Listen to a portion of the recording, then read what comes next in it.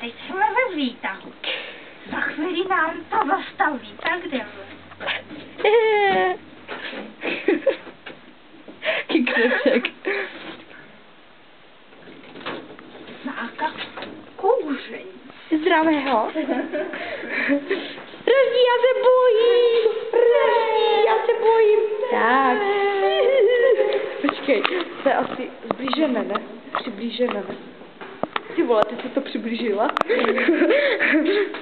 Mačo. Počkej.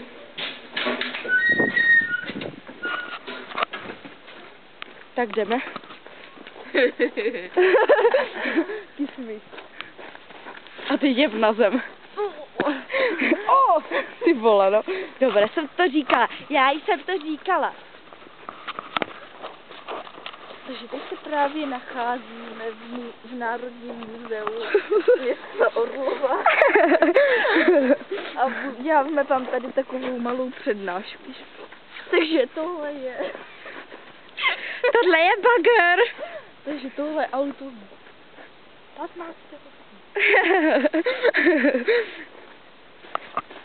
Tohle je 20.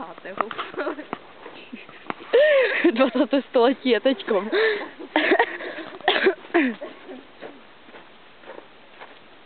A tohle je hrad královny Alžběty.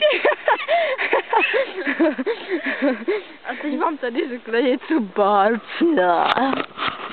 Takže tady tohle to je velmi zachovalá půda, jako.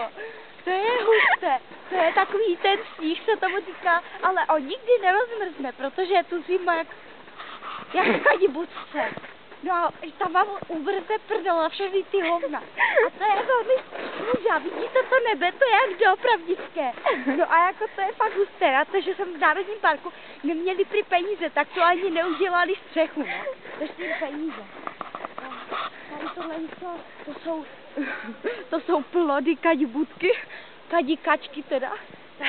A ty se papali v opičce na ještě, když se nikdo nebyl. Tak vždycky přiletěla vrana ukolovlami o kladůku. No. A tak to bylo jako fakt hustý. Tak tohle je taky půda, ale ta už se rozpadá.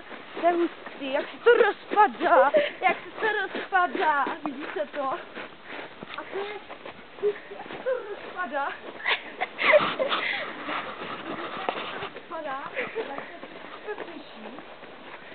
Tak bych to přijela samomluvou.